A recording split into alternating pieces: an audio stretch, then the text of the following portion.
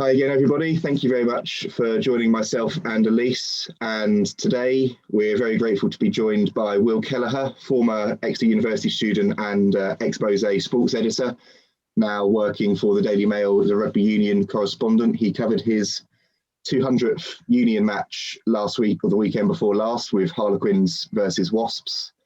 Will, thanks very much for joining us. And the first question really then is, I suppose let's go right back to the start. How did you get involved with Exposé right back in the university days? Hi, Harry and Elise. Yeah, thanks very much for having me.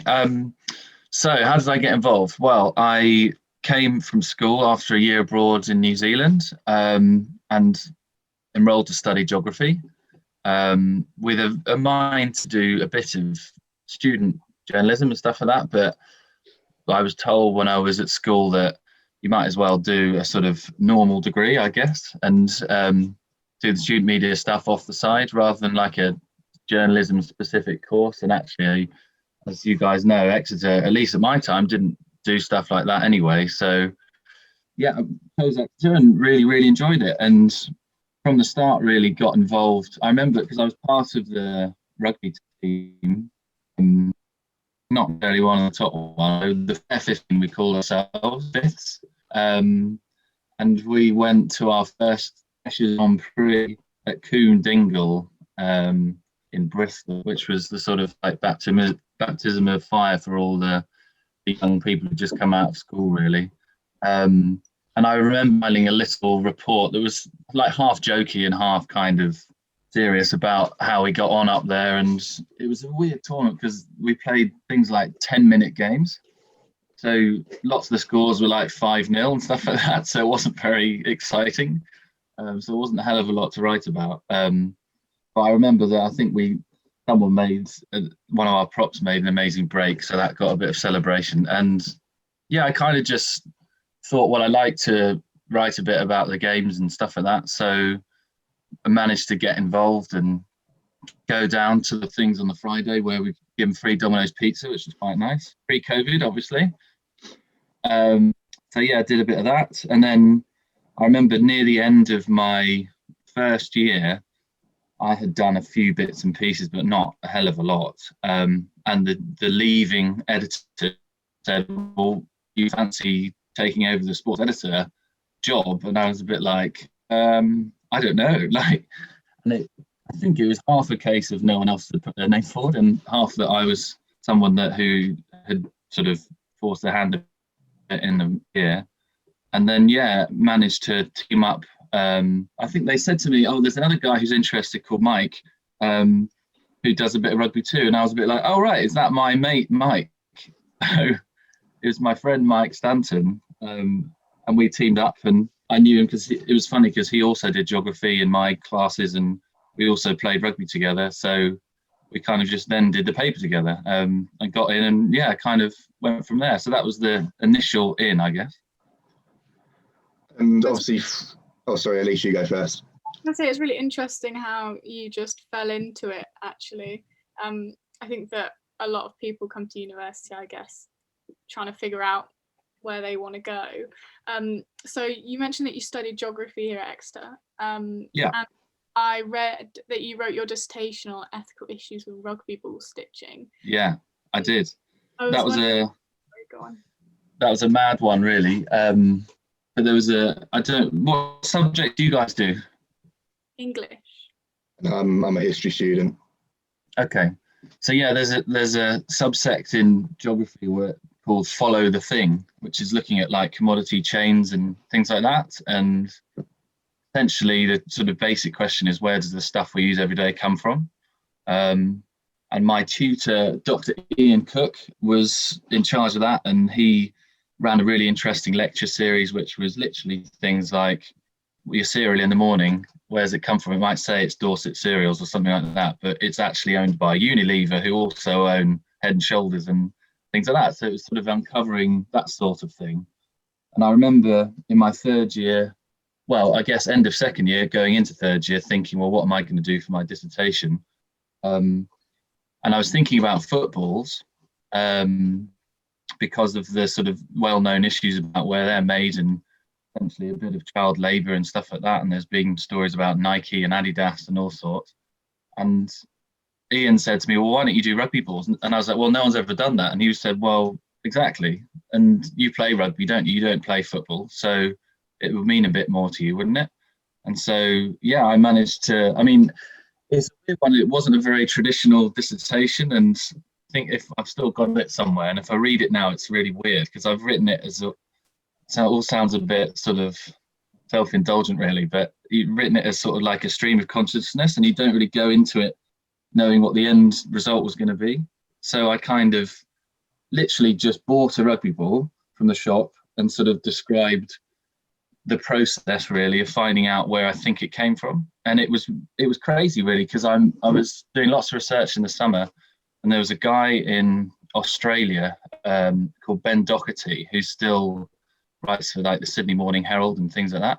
And he had done an investigation about Aussie rules footballs around their grand final and found out that some of them were being made in India. I think some of it was to do with child labour and people being paid hardly any amount of money to stitch these like kangaroo skins and stuff like that over in India. And I thought, well, if that's the case, then it's surely not much of a leap that rugby balls are being made in a similar way, because it's kind of a similar thing. And he'd also done a story about rugby league balls. So I thought, well, it's got to be the same thing. So I kind of got in touch with him, while also doing lots of other bits and pieces off the side and research into the history of rugby. And I went down to Harlequins and I asked them if I could speak to a couple of people, and they gave me Rob Buchanan, the hooker, and Ben Botica, so that dates it a bit, fly half. And I was asking them very weird questions about, like, what does it mean? What does it mean, the ball, to you? And they were a bit sort of like, I don't know what those guys talking about. Just to get some sort of like weird social sciencey bits and pieces in there. But yeah, eventually Ben had gone and done a huge few months investigating in a place called Jalandhar in northern India, which is near the Pakistan border, where lots of the footballs are made over in Pakistan. And he'd found, because I said to him, look, if you've got anything that's to do with rugby ball, like rugby union balls, then let me know. And he eventually came up with this picture, which was a very well-known branded rugby ball sitting on the floor of someone's house, just one panel that had the brand name on it, which I'm sure you can guess which one that was. And someone was stitching it in their home. And so eventually it sort of opened up this huge can of worms about ethical practices and how much people really know about where their stuff comes from. And I was actually going to write. So once I'd got to the end of it pretty much, and this particular bit of it only blew up in about the last couple of months of me writing it. So it was quite a seat of the pants way of finishing it off, and actually kind of elevated it a bit more. And I tried to write a piece about it in the feature section of the student paper.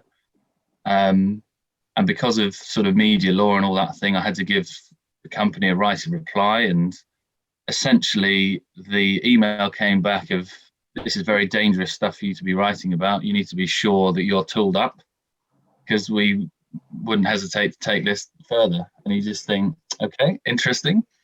And so I was very keen, because I knew this was true, like it wasn't. And essentially I think I even sent them the image, and they basically said, oh, this is ridiculous, this is photoshopped, this is salacious, you can't prove this is true. And I was a bit like, I think I can. Like, so I went to, there's a guy called Orlando Murrish, I'm not sure if he's still at the paper, that helped out with the kind of, every now and then, if anyone got into a bit of tricky water with legal stuff or whatever, he would kind of help out. And essentially his advice was like, I'm sure you're right, but the uni can't afford for this to go to court if it ever does. The guild essentially kind of, there's always a battle, isn't there, between the student paper and the guild, trying to be slightly separate from it. But essentially it's the sort of last port of call and where the money comes from. So he said, look, we can't have this go in the paper, basically. So I had to pull the piece. So the end of my dissertation became about sort of censorship and big companies pushing down on 21-year-old student journalists who have got a decent story to tell, kind of thing. So it started looking at that, where the ball came from, and ended up being a kind of weirdly sort of investigative journalist piece. So yeah, that was a bit of an episode in my final year. Yeah. And obviously looking ahead then, once you got in and you were an editor, I think I remember reading somewhere one of the things you introduced was the varsity spread in the paper. Yeah. Sort of talk to us a little bit about that, and what were sort of some of the best bits and the highlights really from your time as editor. So I guess, like most things in student newspapers, it just starts off as a mad idea. And I remember, I think it was our third year, yeah, probably. No, actually, yeah, third year, I think so. Mike and I, because we were playing the rugby, and to us, biased, we thought the rugby varsity is like the biggest event. At that point, we were getting 4,000 people at Sandy Park, and they always beat Bath. So we just thought it's an absolute sort of banker. They're going to win. The football varsity is decent. Like the hockey varsity is not bad either, but it's not really against another uni. They used to play like East Grinstead and stuff like that. So this felt like the proper sort of student sporting event, and people would have to sell tickets and then go off to timepiece afterwards and all that. So I think at the beginning of the year, we were almost taking the mickey out of the editors. But actually, the guy who was our main editor at the end of it is a guy called Tom Payne, who now writes for the like travel section of the Daily Mail as well, which is quite fun. Yeah, and we were sort of saying like, look, we're going to do a pull-out. We're going to do a varsity pull-out and he was a bit like, oh, come on. And it sort of became such a running thing that we actually pushed so hard for it that he investigated it and I managed to get us the week after the pull-out, the game, an 8-page supplement just about the one game. And so we thought, oh crap, we've got to actually do this now.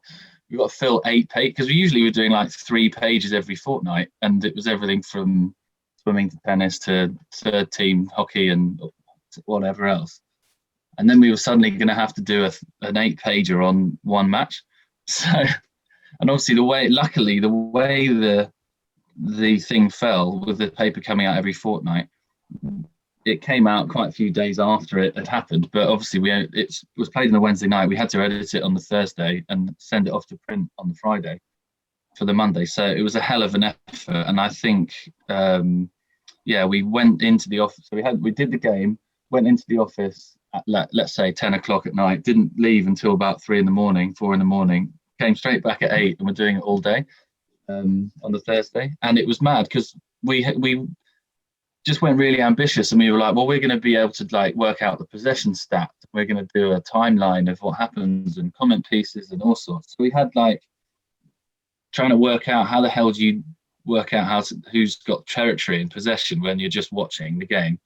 So I ended up buying people little stopwatches and had like little spotters along the row at Sandy Park, just clicking every time like Exeter got the ball or Bath got the ball, and then added them up at the end. And so we had a sort of like ball in play time stat and things like that. And we had some great pictures from a guy called Josh Irawandi, who now takes pictures for National Geographic. And he won some amazing awards recently for quite a harrowing picture, actually, of someone in Indonesia, which is, I think, where he's from, who was one of the first patients who had COVID. So he's gone on to do nice things too. But yeah, it was a bit, again, another one of those crazy ideas you have as a student that you don't quite think through, and then you have to execute. And it kind of ended up working. So we were fairly proud of that, I think, actually. Yeah. Before we move more broadly into your career post-university, I was wondering if you had just any advice in general for anyone watching or any of our writers at Exposé, thinking of going into journalism. I think the main piece of advice is just do loads of stuff that you might not even like doing. Just as many strings to your bow as you can, whether it's bits of TV, bits of radio stuff, bits of writing, bits of sub-editing, bits of interviewing, all sorts. Just do loads, because you're never going to know at 21, 22 exactly what section you could get into or what you're really going to enjoy. You might as well try and do loads. And the other thing is the best way of getting better at lots of things, but particularly writing, I guess, is just doing it loads. Like as much as that. So after university, I did a sort of particular journalism diploma, and that's great for all the practical stuff and like how you're meant to construct an intro and things like that, and how many words long each line should be. But the only way you really learn is actually writing something that has to be in 3 minutes ago, and you're crapping yourself and you're under a bit of pressure. And like I remember the first match report I did was Saracens beating London Irish in the last play of the game, and I was writing for the official Premiership Rugby website, just doing the hair on the whistle match report, and completely messed it up. Wasn't ready for the result to change in the last second. Missed the press conference afterwards. Total disaster. Like, didn't file for so long, and you just think, next time I will be more prepared. And I guess the other thing is just saying yes to loads of stuff. Eventually, it is sometimes a thing of luck and being in the right place at the right time. And if you've said yes before and done a half decent job, then next time someone will go, oh, Harry's good at that, or Elise will do that for us. And eventually you'll get a different opportunity and hopefully go and prove that you can do a nice job at something else that you'd more enjoy to do, I guess. So, Will, obviously after university then you touched on it with the diploma course as News Associates, I think it was. Yeah. Yeah. How did you get that opportunity? And I think, because I read up on it somewhere, that gives you different avenues into different sort of sporting or sports journalism places like the Mail or Sky Sports and stuff as a result of it. Yeah, so I kind of just, while I was at university and doing my dissertation, applied for it.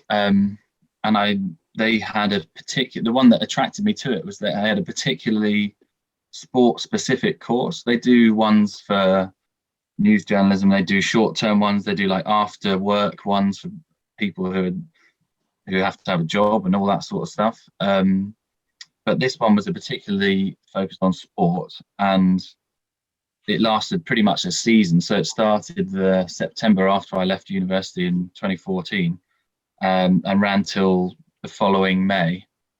And within it, you do loads of exams. So you do things like public affairs, which is learning about like our unwritten constitution and the roles of like National Health England, which is quite important to know about these days.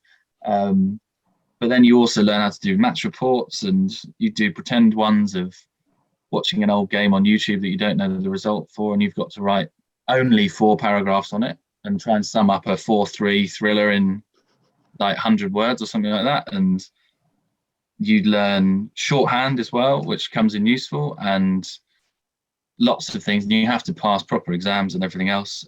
So that was based in Wimbledon, and during it you have to go off for a month in February and find yourself some work experience. And I thought you can do a month at one place if they let you. But I think I did sort of individual weeks at lots of places. So I did one at Sky Sports News, one at where else did I do? Talk Sport Radio as well. And another one was the Daily Mail. And luckily, sort of, I don't know, it was one of those fateful things that it just so happened to be the week that was kicking off the Six Nations. So it was like 6 years ago this week, or last week. And it was Wales hosting England on a Friday night in 2015. And if people remember, it was the one where the game kicked off like 15 minutes late on a Friday night because there was a standoff in the tunnel. Mike Brown and Chris Robshaw refused to go out because Wales were trying to send them out before them and then build it all up, light show, everything. And England ended up winning despite Haskell running into the post and that stuff. So I was on the desk that week helping out, and I actually went down with the rugby correspondent who's now my boss and colleague, Chris Foy. He took me down to Pennyhill Park for like one of the midweek press conferences. And then I think the next day I went to Stoke Dagenham, like the Cobham Chelsea training ground. And there was a press conference with Mourinho, who had just been banned for criticising the referee. And it was like his first press conference back.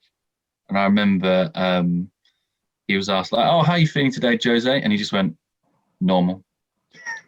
And I was just like, okay, this is a bit different from Stuart Lancaster yesterday, kind of thing. But yeah, anyway, at the end of that, they said, look, unfortunately, the grad scheme is closed. The applications are over, but if you send an email to this person, then we might be able to wangle you an interview. And so I thought, oh, okay, fine. I didn't even know it was open, let alone closed. So yeah, I managed to get an interview and had sort of 2 or 3 different interviews, and then eventually they offered me a place in the grad scheme. And then initially I was in as like a trainee sub-editor, but sort of over the years managed to force my way out through various other bits and pieces of luck. And I joined in the week of the Rugby World Cup starting in England, which was not bad either, even though they got kicked out quite soon. And by 2017, I went to the Lions tour. And when I came back, because someone had resigned, which they put me on the Lions tour, they said, well, you might as well join the team as the rugby reporter. And I've kind of been doing that since. So yeah, that's a bit of a sort of concertina version, but that's kind of how that all happened. Yeah. Sorry, there's a bit of feedback already. I was going to ask how you think the pandemic in particular has changed the nature of, sport in general, but particularly what you do with journalism. So as with every part of our lives at the moment, it's all mental, really weird. For example, in my job this week, so it's where I cover a lot of Wales in the Six Nations. So I was down in Cardiff the other day for their match against Ireland. And usually this week they'd be going up to Scotland. And so today I would be down in Cardiff because they'd have a press conference at 1:00 on the Tuesday. Then I'd probably stay down for most of the week and then go up to Edinburgh, do the game, stay in a hotel, get in the atmosphere and all that sort of stuff. And in normal club time, I'd be at Leicester one day and Exeter the next and Bristol the next and travelling around on trains and all sorts. But at the moment, you're largely sitting in the same room for months and months and months. And people had never heard of Zoom before last March, but obviously that's our lives now. So yeah, it's completely changed everything, as it has for all walks of life, really. The sort of face-to-face aspects of it's really important in journalism, like seeing what someone looks like when you ask them a question, how they react, what their body language is like, and even things like just having a chat off the side with someone. And you're not necessarily fishing for information or anything, but just getting to know people. So, and they know you and they know that you turn up and you're there, and when it comes to it, they might tell you something that they might not tell someone else. And so all that's different. And I don't envy people starting now, because it's going to be really tricky, because you're just not going to get that kind of face-to-face stuff of, oh, that's Will, he does this job, he turns up to our hotel and asks us questions, and you kind of get to know people a bit more and whatever else. And in terms of the sport in general, I mean, it's chaos, and rugby's absolutely terrible at making any sort of rational and clever decisions, and is not very adaptable, and they love arguing with each other. So they tried to say they were going to be the first sport back on TV. They were one of the last. They tried to say they were going to sort out the entire global calendar. That's not going to happen now until 2024. The championship season got mothballed and is not going to start till March, and it's going to have one fewer team because they can't afford to play.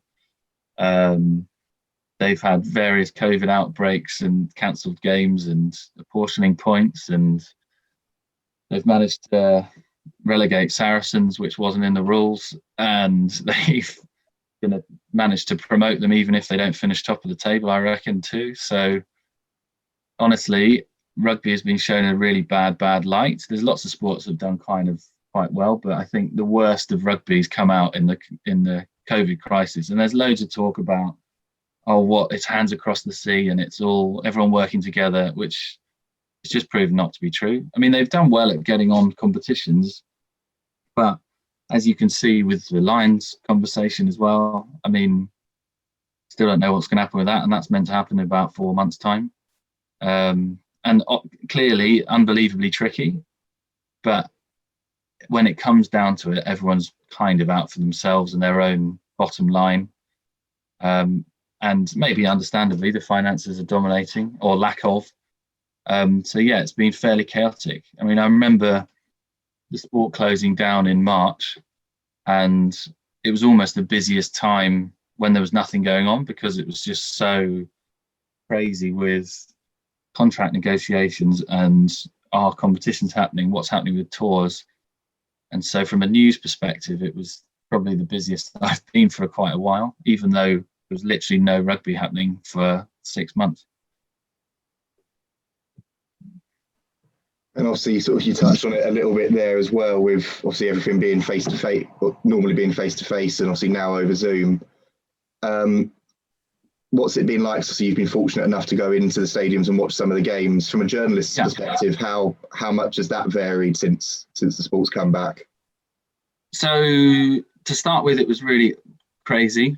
I think I went to the first Premiership match back, which was Harlequins against Sale. And because obviously we'd just been not watching anything for a while, it was just so weird.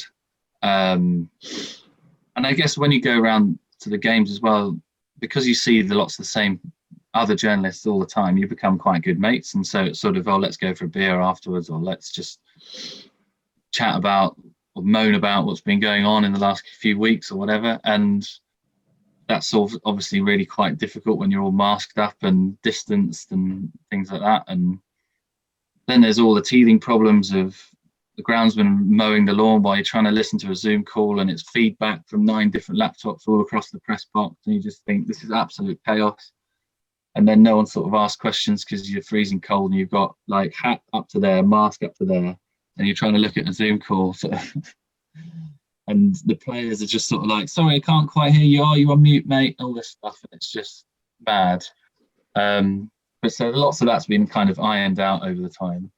And then there was this sort of weird period in the summer where things got quite a lot better in life generally. And we were able to go to the pub and things like that. So people sort of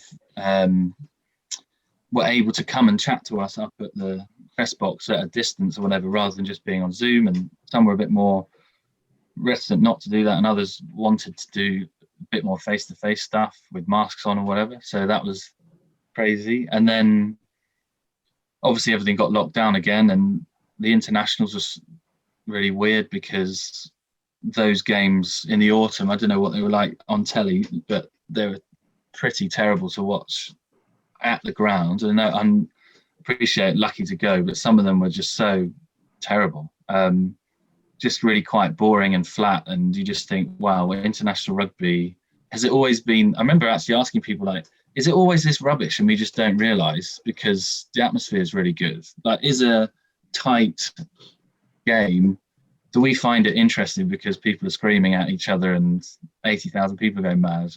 And is the quality always this rubbish? And he's sort of having this like existential crisis, being like, oh my God, have we just been watching this for years and we just think it's amazing?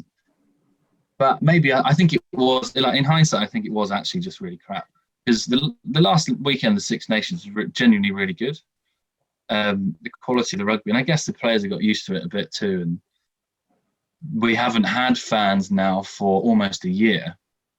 So you're kind of used to it in a weird way. Although Sunday just gone was the first time I'd been back to the Principality Stadium in Cardiff since literally the weekend before we got properly locked down, because they were about to play that game. And I remember they'd done their like captain's run press conference with Stuart Hogg at 2:00 on the Friday. And I'd written a preview for the paper that was along the lines of, this is going to be the most attended attended world event tomorrow, because there was going to be 74,000 people at Wales, Scotland. And then minutes after that press conference, one of the media guys came in and said the game was cancelled, and that was it. So yeah, it was really eerie back in Cardiff because it's such a sort of iconic place. And having spent the autumn in Parker Scarlets in Llanelli, it was a fair bit different and very weird. And it sort of home, because when you're at home and you're able to go out a bit, you sort of are used to it. Whereas when you're reminded you're at the Six Nations and you just think, wow, this is actually happening.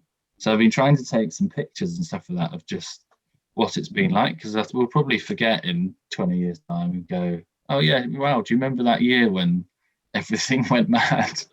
So trying to document some of it. Yeah. Can you hear the players? Yes, definitely. And so much of it is unbroadcastable.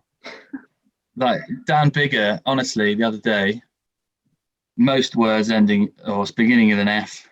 Some of it's quite funny because they're so into it and you're just sitting there watching.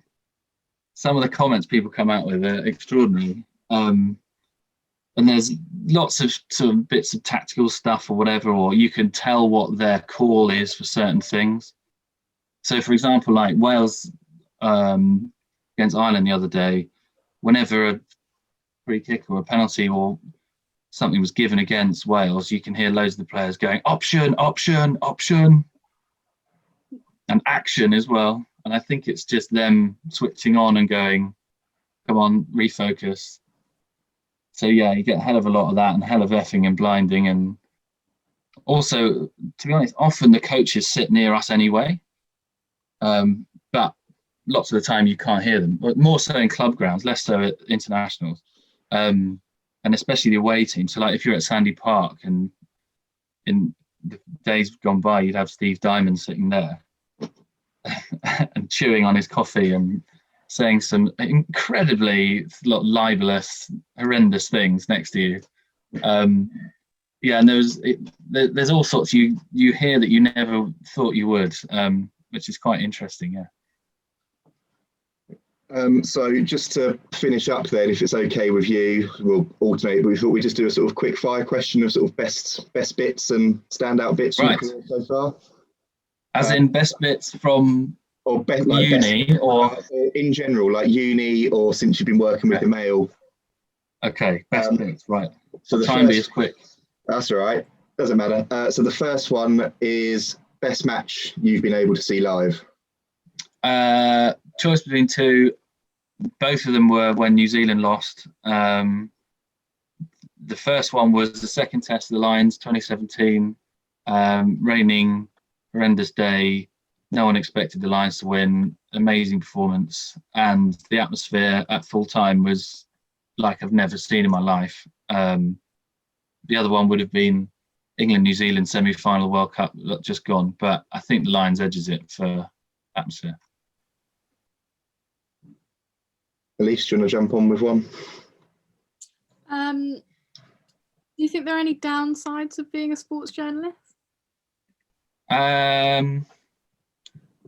Lots of, well, it depends. Yes, loads, but some of them are sort of Cry Me a River type things, like, oh, I sometimes get back late on a Sunday night and have to drive 400 miles and it's sort of like, yeah, but you still went and watched a game that no one's allowed to see at the moment. So nothing too serious, really. Some of the traveling is tough, and early days you don't have much of a social life because you're sort of doing late nights and weekends, but I think it's all quite worth it, really. I mean, I can't, especially now that no one can go and I can, feel very lucky, and I can't really complain, to be honest. I'm sure there's loads of things I moan about and daily, but they're really quite insignificant, to be honest. And on that as well, obviously, with the travelling around and things, who's the best and the worst players or coaches that you've had the chance to interview or talk to, or most difficult rather than worst? Let's go with. Yeah. So difficult is easy because loads are difficult.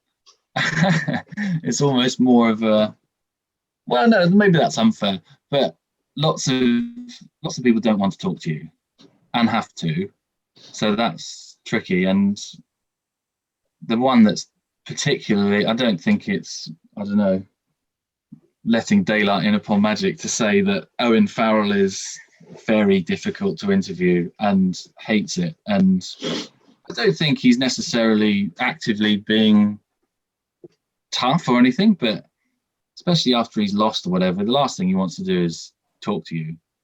And unlike other players, he will not engage on anything other than his rugby. He doesn't want you to know anything about his life outside the game. Whereas, for example, someone like Maro Toji hates talking about rugby and would much prefer you talk to him about the issues of the day and things that he finds interesting outside the game, which lots of the time is much more interesting, to be honest. But there was one incident that's become sort of famous, infamous among the sports journalists, where quite a few years ago, Farrell just sort of let slip that he'd got a dog in front of the writers, and someone was like, "Oh right, you got a dog? What have you got? And what are you doing with your dog?" Just to be like, "Oh my God, he's mentioned something else." And he got to the point where he's just like, "Stop asking me about my dog. I don't want to talk to me about my dog." So yeah, that is a tricky one. I mean, in terms of the best ones, it's hard because I don't know if best means the people who are nicest to you. Then guys like Rob Baxter, great to deal with. He always says you never get the feeling that he's not telling you what he thinks or being guarded. He's got an opinion on lots of things. He's incredibly sensible, which actually sometimes writing for a tabloid newspaper is a bit tough because he qualifies his answers quite a lot. Like he'll say something punchy and then be like, "Well, of course I'd say that because of X, Y, and Z." And you go, no, just say that bit and that's good. No, yeah, he's very good. Lots of the guys at Exeter and Bristol are all very relaxed, and it might surprise people to know that Dan Big, as I mentioned before, is a great person to speak to. He comes across very differently on the field, as we were talking about with all the swearing and everything else, but he's genuinely a really nice guy, and engaging and fulsome in his answers. And there's always a bit of a thing with him when he's done a press conference. It takes ages to transcribe it because he answers so fulsomely, which is so much better than someone who just grunts back at you. So yeah, I mean, one I did recently that I really enjoyed was speaking to a couple of South Africans, Sia Khaleesi and Cheslin Colby, which was a bit of a lucky thing to be able to do. And they're just incredibly impressive and engaging, and like it's similar to what we were saying with Itoji. They want to talk about stuff that's not just the rugby, and they're incredibly successful players, but they've got a hell of a lot that's gone on in their lives beforehand, and happy to talk about it. So yeah, those are a couple that I just was sort of, I don't know, you try not to get starstruck, or you kind of get a bit cynical in the job after a while, but that one you just sort of sit back and you go, wow, that was amazing. Like I've just had it was actually during COVID, so it was on Microsoft Teams, and you're just sitting in your study or whatever, and the next minute you're talking to World Cup winning captain and Cheslin Colby, and you just think, wow, that's mad, isn't it, that I just did that on like a Tuesday morning. So yeah, that was quite a cool one recently. That wasn't a very quick answer, sorry. That's I'm all not right. very good at quick fire. 10 minutes later. I was wondering what your favourite university memory is. Ooh, favourite university memory. On the sporting field, we got promoted with the Flair 15 I mentioned at the beginning. We got promoted in my second year, and we beat Bristol Threes at Ducks Meadow, and that was pretty cool. That was epic. We had a friend, one of our props, who's still a very good friend now, got us printed T-shirts and sponsored by his dad's demolition company.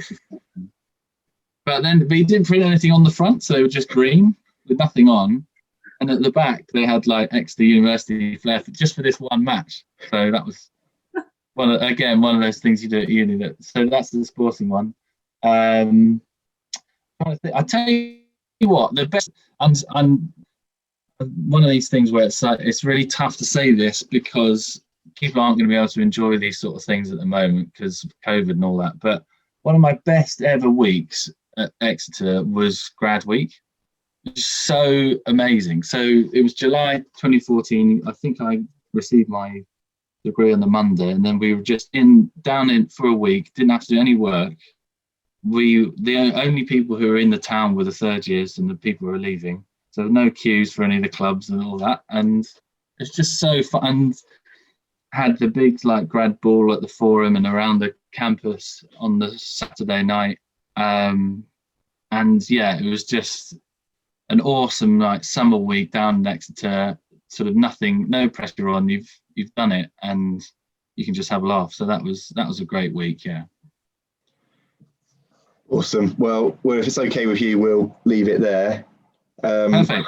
Thank you ever so much for taking the time to talk to us. Really appreciate it. And yeah, cool. It's been a really interesting 45 minutes as well. Really appreciate it. No worries. Thanks for thinking of me. And yeah, anything else, let me know. Brilliant. Thank you very much, Will. Thank you, Will. Good evening, guys. Cheers. Bye. Thank you. Bye. Bye. Awesome. Well, thanks very much for joining us again, for watching this. Thank you to Elise, obviously, for joining me as always. And again, thank you very much to Will Kelleher for taking the time out of his very busy schedule at the moment with the Six Nations to join us. Obviously, great that he's an ex-Exposé editor as well. Like we say at the end of all of these videos, keep liking, subscribing, following, and keep checking back for more content coming soon.